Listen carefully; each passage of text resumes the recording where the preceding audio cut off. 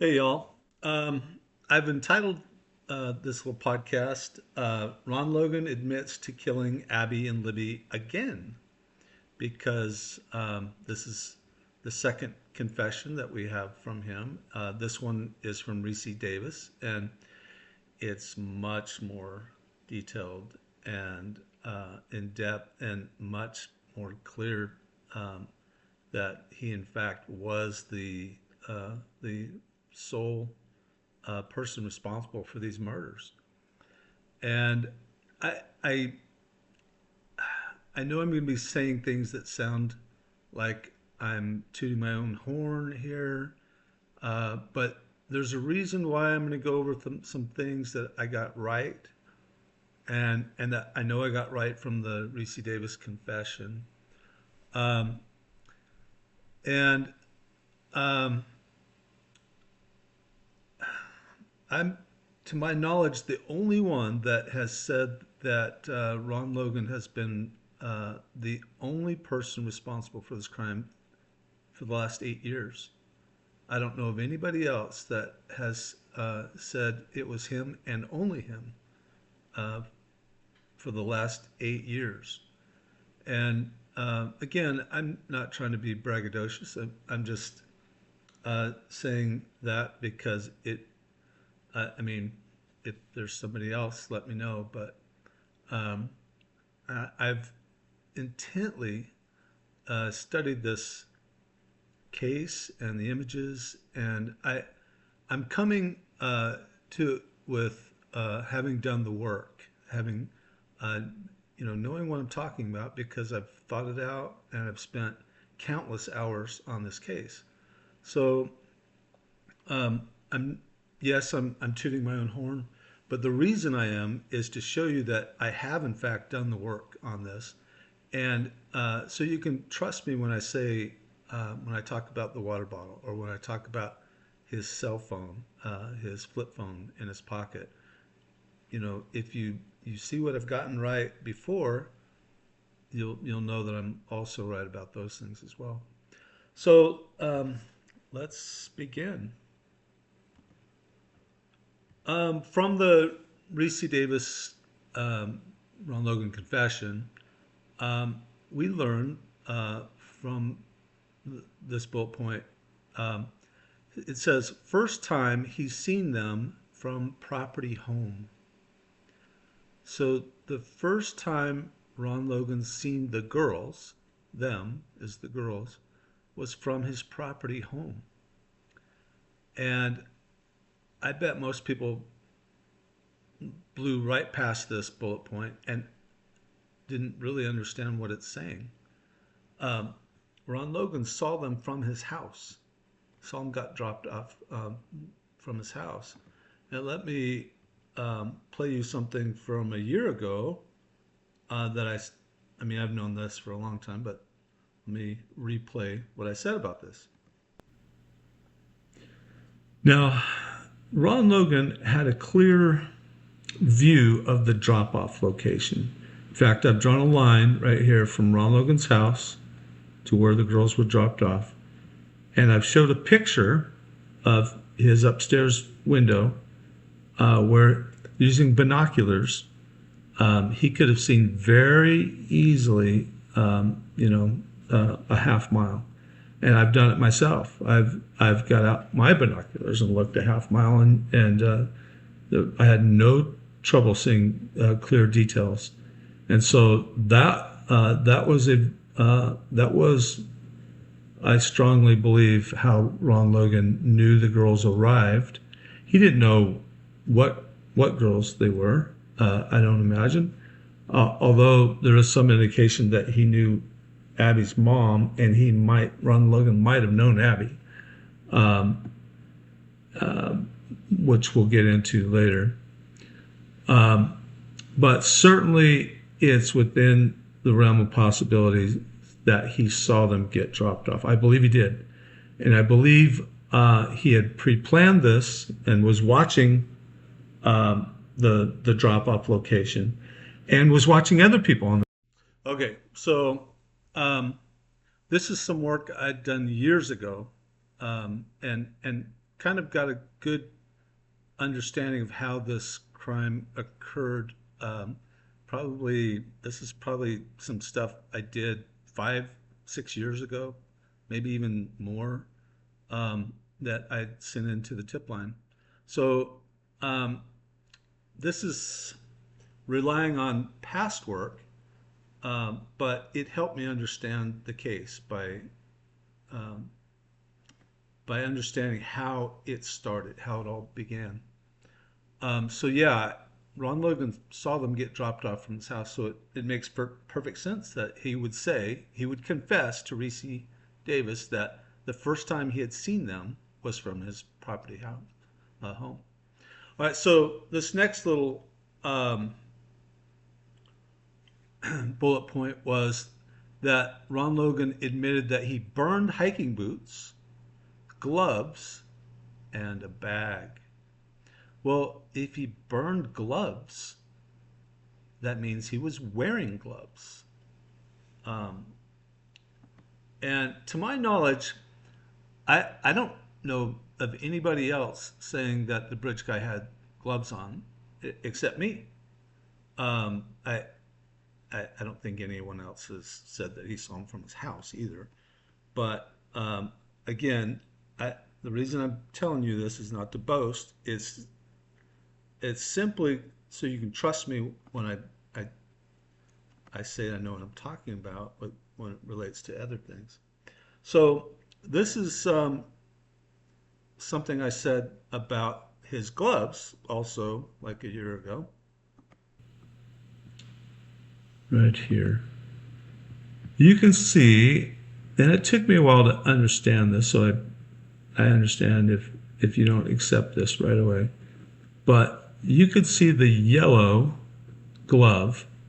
It's not skin toned, it's yellow in color. And believe it or not, with a magnifying glass and a lot of hours studying this, which I've put in countless hours, you can see the blue part of his glove up here. And it's these same, now, I say it's the same gloves, it's the same style gloves. Ron Logan would have gotten rid of his old gloves that were bloodied, and along with his jacket and pants and fanny pack but the next days Ron Logan was wearing these brand new gloves, and I've looked through all the video of his gloves and frame by frame, and you can tell that these are brand new gloves. There's not a speck of dirt on them. There's no wear. These are new gloves, like day old gloves that he just got out and started wearing. And so that's another indication that that he was the bridge guy. I mean, why would Ron Logan have gotten out brand new gloves a day after the murders? Okay, so again, I don't know anyone else that has claimed that the bridge guy was wearing gloves. And I don't know anyone else that pointed out that Ron Logan was wearing brand new gloves the day after the murders. And again, I point that out because I've paid a lot of attention to detail because like a crazy man, I've spent so many hours studying these images. And I don't know why I got obsessed with it 8 years ago. And I have been ever since. This case has fascinated a lot of people, but yeah, I kind of I kind of definitely got obsessed with it myself. So I'm pointing that out because, in fact, we know Ron Logan burned his old gloves, so that meant he was wearing gloves, and so he would have had to have had a new pair of gloves the next days. All right. Oh, he also mentions a bag, and that, of course, would be the fanny pack. I I don't understand how people can't obviously see the fanny pack. They People talk about it um, like he's got a shirt untucked or something. It's crazy to me that they can't obviously see that it's a fanny pack. Um, we know from a previous girlfriend that Ron Logan carried around a gun in his fanny pack. Um, and I mean, she said it was made of a nicer material. It was probably a nylon fanny pack, and I believe it was because here later we're going to talk about that and how you can actually see through his nylon jacket because the sun shines right through it. But you can also see through his fanny pack really well. Like I say, we'll discuss that later. Oh, no, we'll discuss it right now, actually. Um, so the box cutter. Um, when I first heard box cutter, I envisioned, one of these, and they said it was a serrated blade, and so I didn't believe it was a box cutter. Um, and then the other one I thought of was, well, could it be one of these? No, again, didn't fit the the it didn't fit the image of of his knife that he's got in his fanny pack. But let me play the video. Let me first mention this. What I didn't think about, what I didn't know about, is that it was in fact a box cutter. It was not serrated. I learned that later, and I certainly learned it was a box cutter once Ron Logan admitted to using a box cutter. But what I failed to think about was these old school box cutters. Um, this is a Stanley, and this is what Ron Logan used. And I forgot I'd even owned this. I've had this since like the 80s, and and Ron Logan had a lot of stuff um, that's from back at that time. So let me talk about what I said about the knife, um, and then compare it to this Stanley box cutter.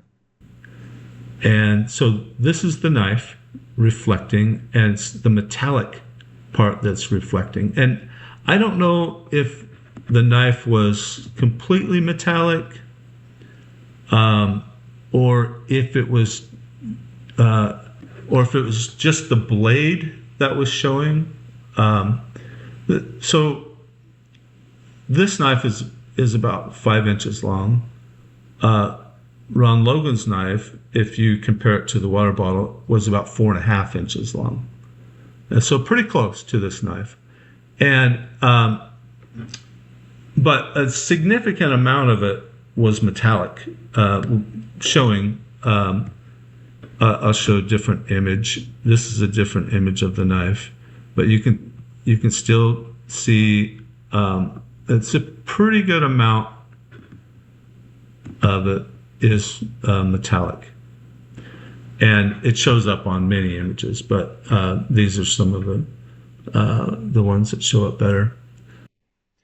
Okay, so yeah, this is a completely metallic knife, and this one happens to be 4.5 inches from here to here, 5 inches if you count the end. And so I I was dead on in both the length of the knife and the fact that it was a metallic knife. I just had forgotten about these old school type of box cutters. This, in fact, is what Ron Logan used, and it's in his fanny pack along with the gun. He's got his hand on the gun. You can see his hands on the gun, but the gun's all black, so it didn't reflect like the knife did. And but the sun's going through this nylon windbreaker, and you can see his water bottle very clearly. And it's also reflecting through this nylon fanny pack. Remember, it was made of a nicer material, and so to me that indicates probably nylon, especially since the sun goes right through it like it does. All right. Um, Next topic. Um, I've said all along that the bridge guy was left-handed, and let me replay um, something about that. Then the next thing I explained was that bridge guy is left-handed because of several things. One, his coat is the collar of the jacket is folded under itself. Not on this side. You can see in the video that's clearly flapping in the wind, but this side is folded under, which indicates left-handed. Also, the phone in the right pocket and the strap over this arm. So those are three different indications that he's left-handed. And I've taken crap from a lot of people saying, "Oh no, Ron Logan wasn't left-handed." And so the other night, I happened to get to write Connie Dillman, and she verified to me that in fact Ron Logan was left-handed. So I know it for a fact. You can ridicule me all you want, uh, but you're just making yourself look bad because I know for a fact that Ron Logan was in fact left-handed, and and the bridge guy was left-handed. And incidentally, Richard Allen's right-handed. We know that from his pool videos. So it was kind of nice to finally get some. It was nice of Connie to reply to me and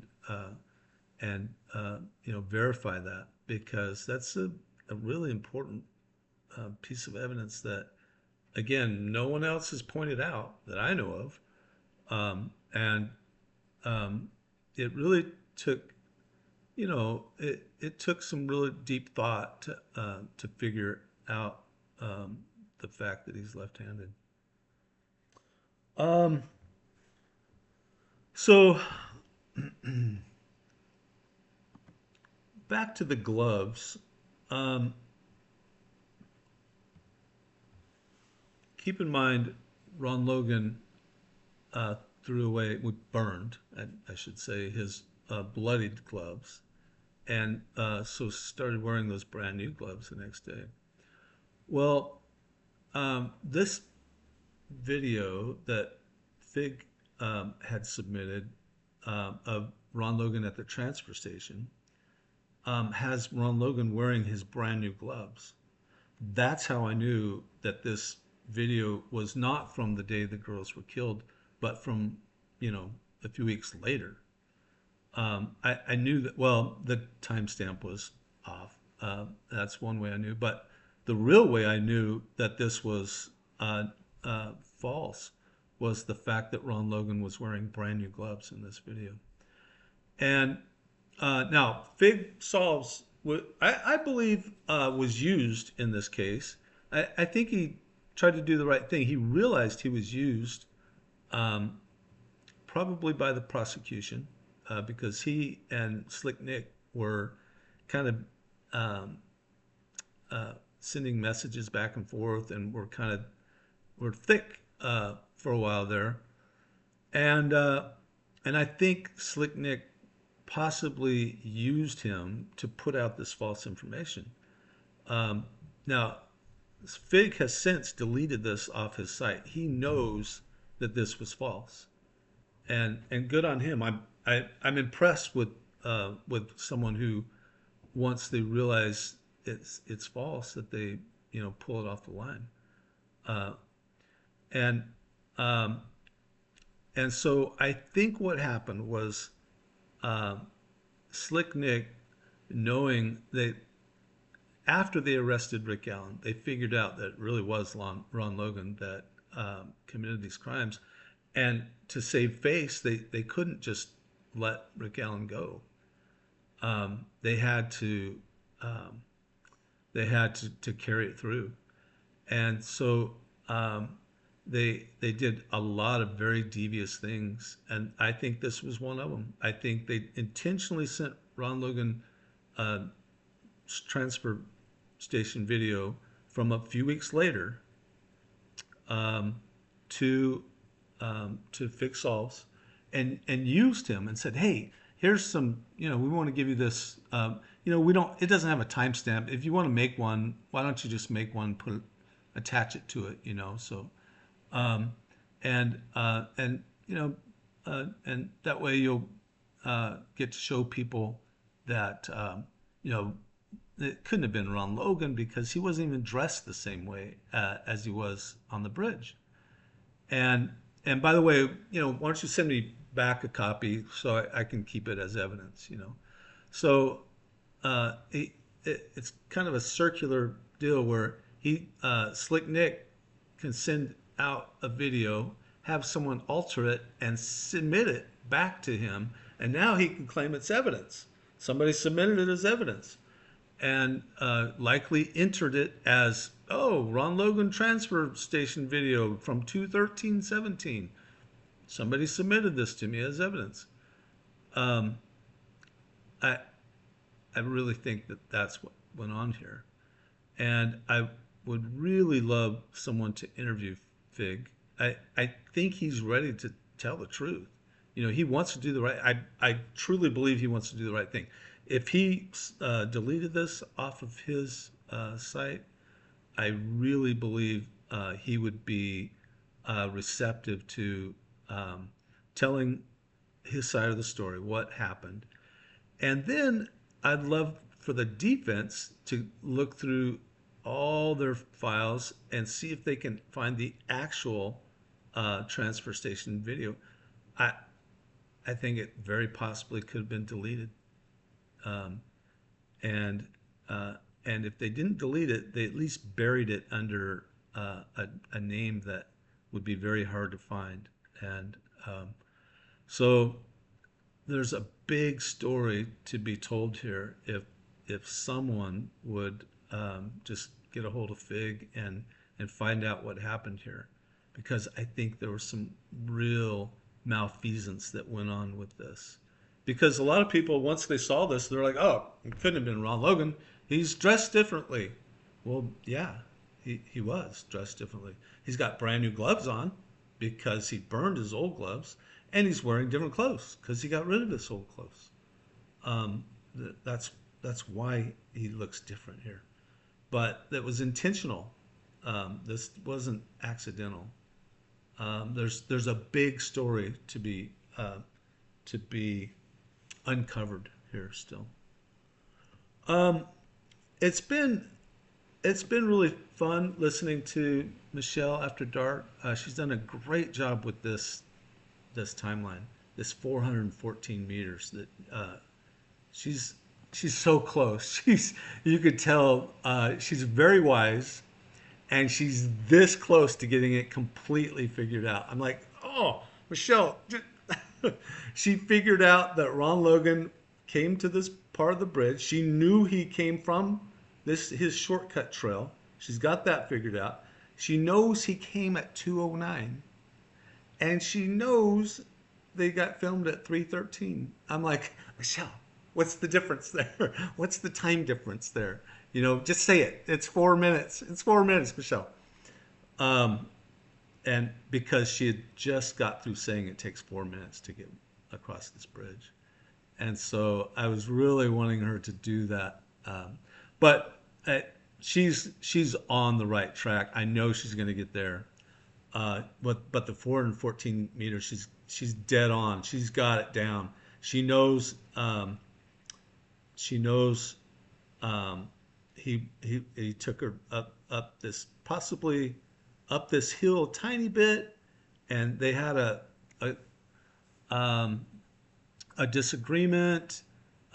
Libby didn't want to go any farther. Abby, Ron Logan had told him, "Oh, I know your mom, Abby. And yeah, I know your dad, Libby, and we're all good. Trying to reassure them that they, hey, come check out my horses. Come play with my rabbits."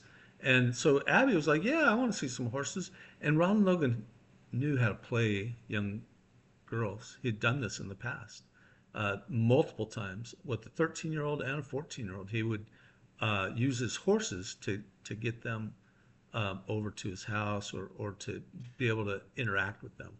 So he knew how to play them. So they were somewhere, you know, Michelle has figured out they were just about going up this hill when Libby um, turned, maybe ran up a little ways and then to the crime scene, which would explain that the 2 floors climbed. Um, and that completes the extra 48 meters, um, at, um, I'm sorry, 50 meters. Um, so after a little discussion where they stood, and Libby didn't want to go any further, Abby did. Um, Finally, Libby walked away, or um, ran away, and uh, and and you know, Ron Logan went after her. There was she finally punched him in the nose, and that's where he killed her. And Abby would have been behind them somewhat, and had no place to go. It's a steep hill here, going straight to Ron Logan's house. She was trapped, um, and his whole, Ron Logan's entire motive the entire time was sexual assault. So it was always sexually motivated, and um, and so despite lying to Ricci Davis, because